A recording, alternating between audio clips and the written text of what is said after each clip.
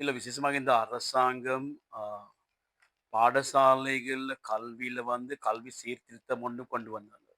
இப்ப இத கொண்டு வந்த சீர்திருத்தம் வந்து இந்த என்பிபி அரசோட செயல்பாடு இல்ல. இத எடுத்துக்கொண்டா இது வந்து நாங்க எடுத்துக்கொண்டா இது விசேஷமாக கோட்டாபய ராஜபக்ச அரசாங்கத்தில இருந்த கல்வி ராஜாங்க அமைச்சர் செயலாளர் டாக்டர் உபாலி சேகர முன்வச்ச யோசனை தான் இவங்க இப்ப கொண்டு வர்றாங்க. இப்ப இது உன்னைக்கும் நாங்க காண்றோம் ஏடிபி லோன்க்காக தான் செய்றதாக தான் எங்களுக்கு விளங்குது. ஏன்னா வந்து அந்த நேரம் கோட்டாபய ராஜபக்ச அரசுல கல்வி இந்த சீர்திருத்த அமைச்சில இருந்த அமைச்சரா இருந்தது வந்து அ சுசில் பிரேம்ஜெயந்த். பின்காலத்துல அவர் கல்வி அமைச்சரா வந்தது சுசில் பிரேம்ஜெயந்த். ஆனாலும் அவர் அத இம்ப்ளிமெண்ட் பண்ண இல்ல, நடைமுறைப்படுத்த இல்ல. அப்ப இந்த அரசாங்கம் அத நடைமுறைப்படுத்தி நாங்க இதில காண்றோம். விசேஷமாக இந்த மாற்றங்கள் கல்வியில வந்து பெரிய மாற்றம் ஏற்படுத்தாது. ஆனாலும் கல்வி சீர்திருத்தம் ஒண்ணு அவசியம். அதுக்காக நாங்க குரல் கொடுப்போம். அது அது நமது எல்லா எல்லா மக்களுக்கும் இந்த கல்வி மாற்றம் அவசியம். ஆனா இது அதுக்கு அ உடந்தையான செயல்பாடு இல்ல. இப்ப இந்த இந்த சூழ்நிலையில தான் தற்போது இந்த அரசாங்கம் இந்த கல்வி சீர்திருத்த நடைமுறைப்படுத்துவதற்காக பாடசாலை நேரத்த 1:30 மணிலேருந்து 2 மணி மட்டும் அதிகரிச்சாங்க. அதிகரிப்பு நாங்க வன்மையா கண்டிக்கிறோம். ஏன்னா இதுல வந்து ஒரு வகையாகவும் முறையா அ அ தேடி பார்த்து இல்லாட்டி அது வந்து விஞ்ஞானபூர்வமா பார்த்து, இல்லாட்டி மாணவர் மத்தியில அது எப்படி தாக்கம் ஏற்படுத்தும்ன்னு பார்க்காம தான் இந்த தீர்மானம் எடுத்திருக்கிறாங்க. அதனால இதுக்கு நாங்க ஒரு எதிர்ப்போடு தெரிவிச்சிருக்கோம். இப்ப நாங்க கேட்டோம் அவங்கள்ட்ட 2 மணி மட்டும் கொண்டு வரதுக்கு காரணம் என்ன? அவங்களுக்கு கூறுறதுக்கு ஒரு காரணமும் இல்ல. இந்த சூழ்நிலையில நான் காரணம் இது பாடசாலை நேரத்துல 2 மணிக்கு கூட்டின பிந்தி முஸ்லிம் பாடசாலைகள் எங்களுக்கு தெரியும் இலங்கையில 996 போல இருக்குது பாடசாலைகள். இந்த பாடசாலைகள்ல வந்து இவங்க டைம் டேபிள்ல ஒரு ஒரு கேலியான ஒரு டைம் டேபிள் தான் வெளிவந்தது. ஏன்னா, அந்த மண்டே வந்து அவங்களுக்கு 2 மணி மட்டும், அடுத்தது வந்து அடுத்த 3 நாளும் அவங்களுக்கு வந்து 2:50 மட்டும், அடுத்த அடு அ அ ஃப்ரைடே வந்து 11:30க்கு. இப்ப 2:50 மட்டும் ஒரு மாணவர் இருக்கிறது எப்படி? 10:15க்கு இன்டர்வல், அதுக்கு பிந்தி 3 மணி மட்டும் சாப்பிடாம நிக்கணும். எப்படி செய்றது? இப்ப இதுகள வந்து நடைமுறை ரீதியாக சாத்தியமில்லாத ஒரு டைம் டேபிள் தான் முஸ்லிம் பாடசாலைகள் சம்பந்தமாக வந்தது. இப்ப நாங்க இதோட நாங்க நாங்க பார்க்கக்குள்ள இன்னும் முன்னுக்கு போயிட்டு, இது நாங்க பெரிய எதிர்ப்பு ஒண்ணு முஸ்லிம் பாடசாலைகள் சம்பந்தமா வரக்குள்ள, கல்வி அமைச்சர் வந்து திரும்ப ஒரு சுற்றறிக்கை வெளியிட்டாங்க வந்து 12ஆம் மாசம் 16ஆம் தேதி. அந்த சுற்றறிக்கையில அவங்க முஸ்லிம் பாடசாலை சம்பந்தமாக பாடசாலை ஆரம்பிக்கும் நேரம் 7:15 அதுக்கு பிந்தி அ திங்கட்கிழமை அவங்க 1:35 மட்டும் பாடசாலை வச்சு, இப்ப அதுக்கு பிந்தி 2:40 மட்டும் பாடசாலை வைக்கிறதுக்கு தான் தீர்மானிச்சிருந்தாங்க. இப்ப இதுகள்ல 7:15 எப்படி ம ம ம மாணவர்கள் பாடசாலைக்கு வர்றது? பொதுவாக மாணவர்கள் வா பா பா வாகனங்கள்ல வர்றது, வேனா இருக்கலாம், பஸ்ஸா இருக்கலாம், ட்ரெயினா இருக்கலாம். அதுகளுக்கு ஒரு பொது போக்குவரத்து ஒன்று இருக்குது பாடசாலைக்கு வர்ற ஆரம்பத்துல.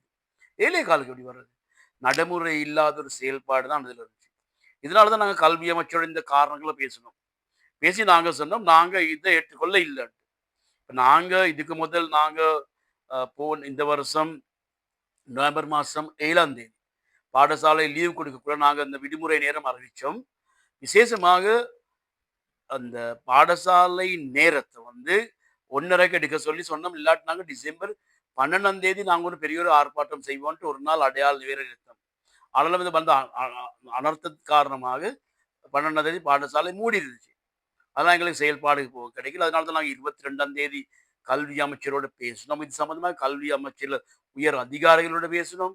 பேசி தான் நாங்க சொல்லியிருக்கோம். இந்த இந்த நேரத்த மாத்த சொல்லி. இப்ப நாங்க சொல்லியிருக்கோம் வந்து வருகிற ஜனவரி மாசம் 5ஆம் தேதி பாடசாலைகள் அடுத்த வருஷம் ஆரம்பிப்பா இருக்குது.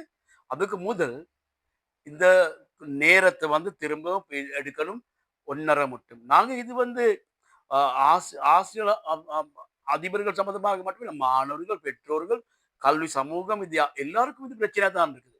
அதனால தான் நாங்க சொல்லியிருக்கோம் இத எடுக்க சொல்லி. அரசு தன்னிச்சையாக தான் இந்த செயல்பாட்டுல போடுறாங்க. சாதாரணமா ஒரு வேலை செய்ற நிறுவனத்திலோ, ஏனைய இடங்கள்ல வே ஏண்ட வேலை செய்ற அவர நான் கூட்டுறதுக்கு நான் என்னையோட தான் பேசணும். இப்ப ஆசிரியர்களோட பேசாம, எப்படி அவங்களோட காலத்த நீட்டுறதுக்கு அவங்களுக்கு சர்வாதிகார பவர் ஒண்ணு யாரும் குடுத்து இல்லையே! அதனால தான் நாங்க சொல்றோம், இது வந்து பேசி தீர்க்க வேண்டிய விஷயம். இப்ப சொல்லியிருக்கிறாங்க அவங்க, இது சம்மந்தமாக மீளாய்வு செய்றேன்ட்டு, மீளாய்வு செஞ்சு 5ஆம் தேதிக்கு முதல் அவங்க வந்து அவங்களோட அ நிலைப்பாட எங்களுக்கு சொல்லணும். நாங்க 5ஆம் தேதிக்கு வரை அதுக்கு சொல்லாட்டி, நாங்க அடுத்த கட்ட நடவடிக்கைக்கு போறதுக்கு தயாரா இருக்கிறோம் தான் நாங்க சொல்லியிருக்கிறோம். இலங்கையில இருக்க எல்லா தொழிற்சங்கங்களும் இந்த இந்த 2 மணி மட்டும் வர்றதுக்கு எதிர்ப்பு தெரிவிச்சிருக்காங்க. விசேஷமாக அரசு தொழிற்சங்கம் கூட, அரசு கட்சிக்கு சார்ந்த ஆசிய சங்கம் கூட இதுக்கு எதிர்ப்பு தெரிவிச்சிருக்கிறாங்க. இந்த சூழ்நிலையில நான் நினைக்கிறேன், அவங்க வந்து இது வரை இல்லாட்டி நாங்க ஒரு நாள் வேலைநிறுத்த செயல்பாடுக்கோ, இல்லாட்டி வேற செயல்பாடுக்கோ நாங்க போறதுக்கு தான் தயாரா இருக்கிறோம். இஸ்லாம் ஆசிரியர்கள் மட்டும் இல்ல, இலங்கையில கல்வித்துறையில 36,000 வெற்றிடங்கள் இருக்குதுன்னு கல்வி அமைச்சரே பாராளுமன்றத்தில சொன்னது. முதலாவது சொன்னது 46,000, அதுக்கு வந்து 36,000 வெற்றிடம். அந்த வெற்றிடத்தை நிரப்புறதுக்காக ஒரு நடவடிக்கையும் இன்னும் எடுத்தில்ல. இப்ப கல்வி சீர்திருத்தமா இருக்கலாம், இல்லாட்டி இஸ்லாம் கற்பித்தல் செய்ற ஆசிரியர்களா இருக்கலாம். அந்த அந்த தேவையான ஆசிரியர்கள் இல்ல. இப்ப ஆசிரியர் வளங்கள் இல்லாம தான் இந்த செயல்பாடு போகுது. இப்ப நாங்க பார்த்தா, இப்ப இந்த காலத்துல படிக்கிற மாணவர்களுக்கு ஆசிரியர்கள் இல்ல. இப்ப இவங்க வந்து அரச ஊழியர்கள் நாங்க எடுக்க மாட்டோம். இருக்கிறவங்கள நாங்க மேனேஜ் பண்ணிக்கிறோம் நிலைப்பாடுல தான் இருக்கிறாங்க. அதோட எங்களுக்கு தெரியும் பட்டதாரி ஆசிரியர்கள் எல்லா மாகாணங்கள்லயும் இந்த சப்ஜெக்ட்களுக்கு வந்து எக்ஸாம் செஞ்சு பார்த்துட்டு இருக்கிறாங்க. அவங்களுக்கு நியமனம் வழங்க மட்டும். அது ஒண்ணும் செய்யாம நாங்க நாங்க அவசியமான நேரம் தான் குடுப்போம்ன்ட்டு அடுத்த வருஷம் மட்டும் பின் போட்டிருக்குது. கல்வியில அப்படி பின் போட இயலாது. கல்வியில வந்து இப்ப தற்போதைய இஸ்லாம் ஆசிரியர்கள் இல்லாட்டி, அந்த மாணவர்கள் எப்படி இஸ்லாம் படிக்கிறது? அதே மாரி தான் என்னைய சப்ஜெக்டும். இவை தற்போதைய மாணவர்களுக்கு இருக்கிற கிடைக்காத நன்மை சம்பந்தமாக, இவங்க அது சம்பந்தமாக ஒரு அக்கறையும் இல்ல. அதனால நாங்க சொல்றோம், இது வந்து இதனால நாங்க இவங்க ஒரு அக்கறை இல்லாம, இந்த நாங்க என்னமோ அரசு காச நாங்க சேர்த்து நாங்க போற மாரி தான் பேசுனாங்க. இன்னைக்கும் இந்த நடைமுறையில இருக்கிற பிரச்சனைகளுக்கு தீர்வு வழங்குறதுக்கு இவங்க வந்து ஏற்கனவே தாமதிக்கிறத நாங்க காண்றோம். இது கல்வியில வந்து கற்பித்தல்ல. இது இந்த இது இது இப்படியான தீர்மானம் எடுக்கிறது பிழைங்கிறது தான் நாங்க சொல்ல இருக்குது.